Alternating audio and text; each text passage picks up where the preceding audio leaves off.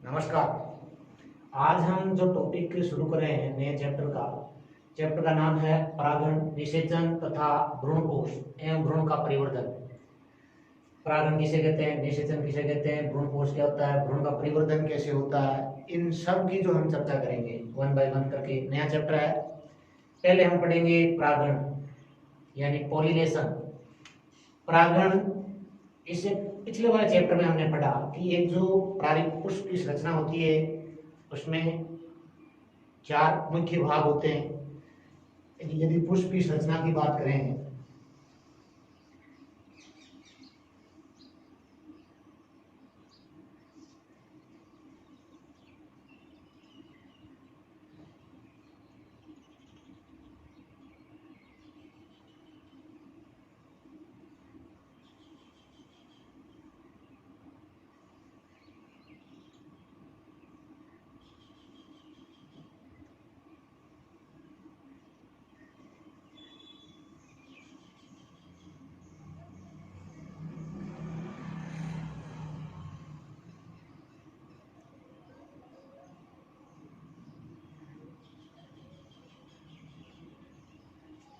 तो ये जो संरचना है उनके साथ ये है आपके जरा पराग कोश, ये है योजी। इस इकाई और इस इकाई जिसे हम जायांग कह रहे हैं वर्तिकाग्र, वर्तिका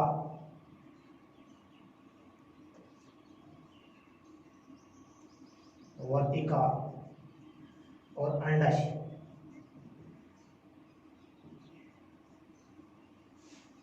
परागण की यदि परिभाषित करें इसको, तो इसकी क्या परिभाषा होगी।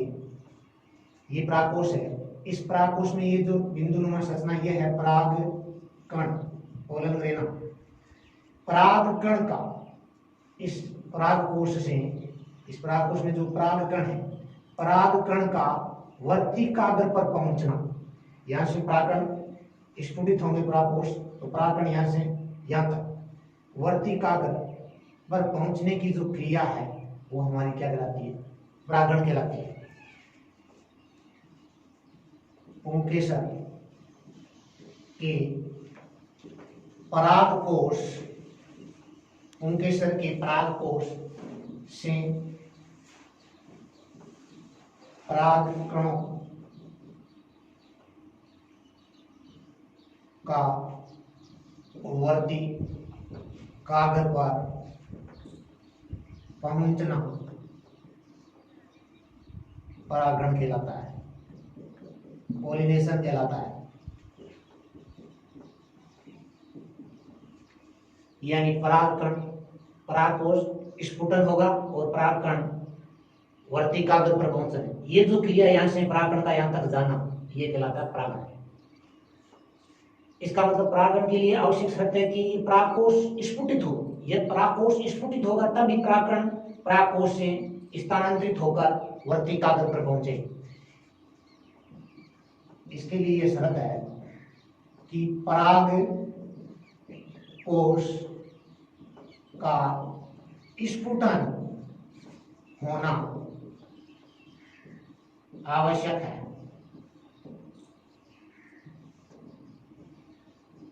आवश्यक है।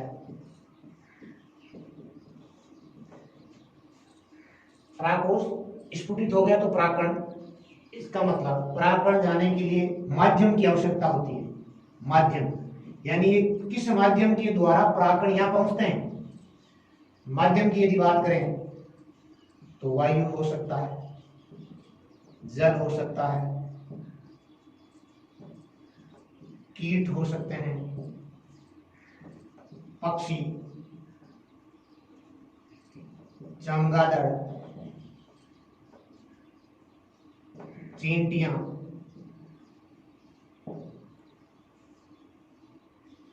आदि,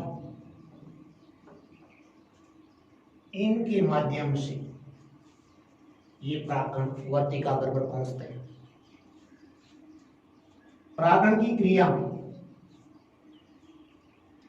यदि मैं परागण की आगे बात करूं तो ये परागण कितने प्रकार का होता है? टाइप ऑफ पॉलिनेशन, परागण के प्रकार। परागण दो प्रकार का। नंबर एक स्वपरागण और नंबर दो परपरागण।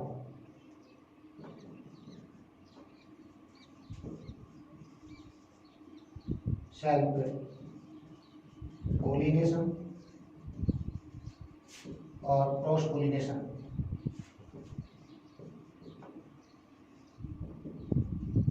दो प्रकार का होता है। अब यदि मैं स्वपरागण की बात करूं कि स्वपरागण किसे कहते हैं? स्वपरागण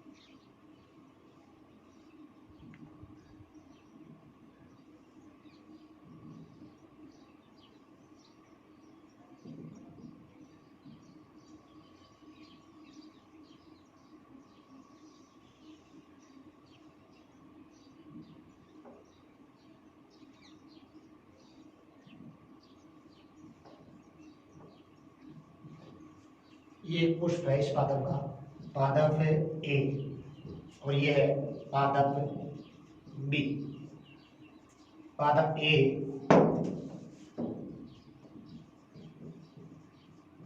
और पादप बी। अब स्वपरागण किसे कहते हैं? परागण किसे कहते हैं? पराग कोश का स्फुटन होकर परागकणों का वर्ती कागज पर जाना परागण कहलाता है।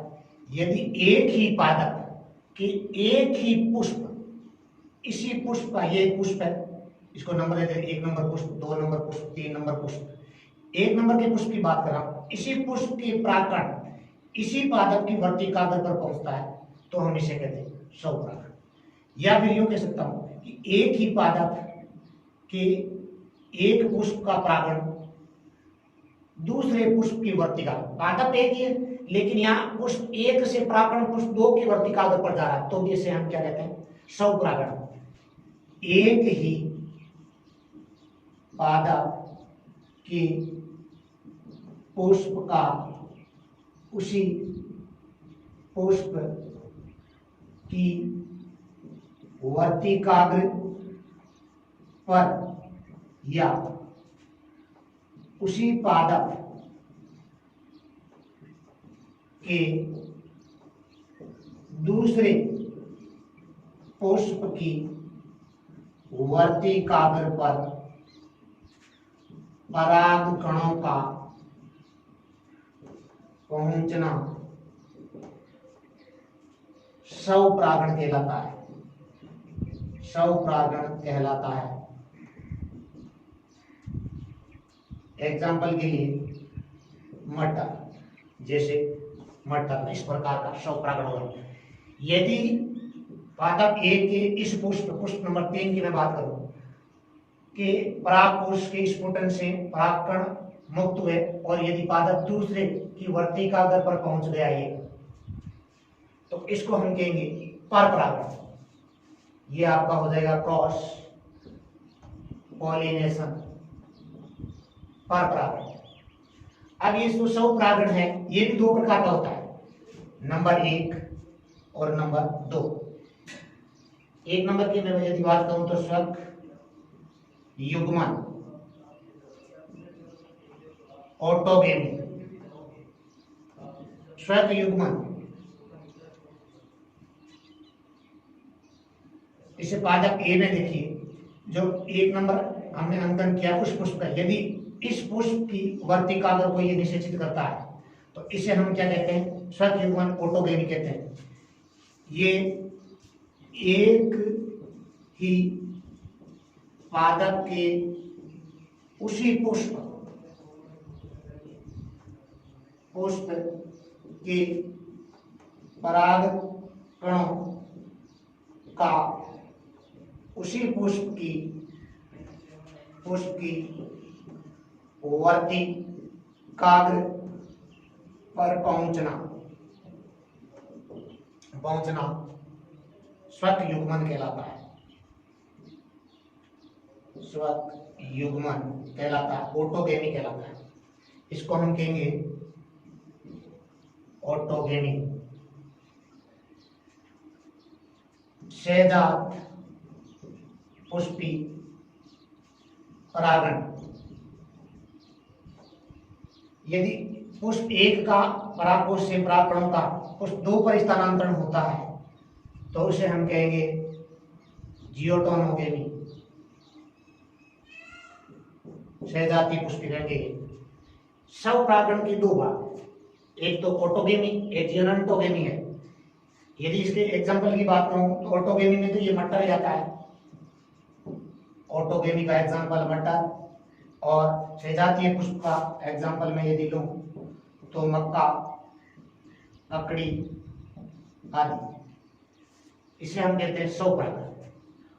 और स्वपरागण के लिए कुछ अनुकूलन है कि इनमें स्वपरागण क्यों हो रहा है, उसके लिए कुछ अडेप्टेशन है, अनुकूलन है, जिसके कारण पादपों में स्वपरागण होता है। स्वपरागण के लिए कुछ कंडीशन है, कुछ अनुकूलन है, जिसके कारण स्वपरागण हो रहा है। अब इनके अनुकूलन की बात करते हैं।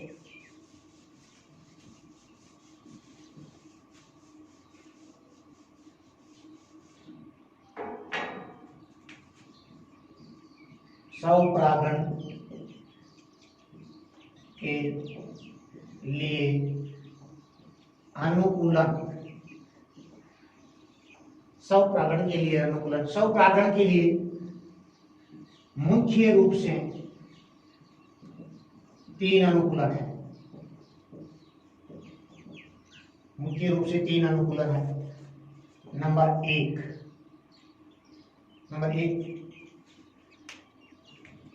नंबर 2 और नंबर 3।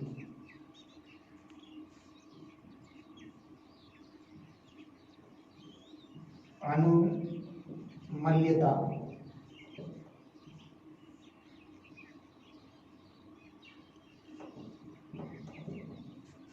वह पुष्प जो हमेशा बंद रहते हैं उन्हें अनुमल्यता कहते हैं। और ये स्वपरागण में सहायक होते हैं। नंबर 2, समकाल पक्वता, उमंग व जायान दोनों समान समय में परिपक्व होते हैं, मैच्योर होते हैं, जो स्वपरागण हेतु अनुकूलित होते हैं। यानी इसमें जो ये उमंग है और ये जो जायांग है, उमंग जायांग दोनों एक साथ परिपक्व होते हैं। जिस समय परागकोश स्फुटन होकर परागकण उसी समय परागकोश से जब परागकण स्फुटन होने के पश्चात स्थानांतरित होते हैं, उसी समय ये जो वर्तिकाग्र है वो क्या रहती है, ग्राही रहती है। तो इसे हम कहते हैं समकाल पक्वता। नंबर 3 की मैं बात करूं,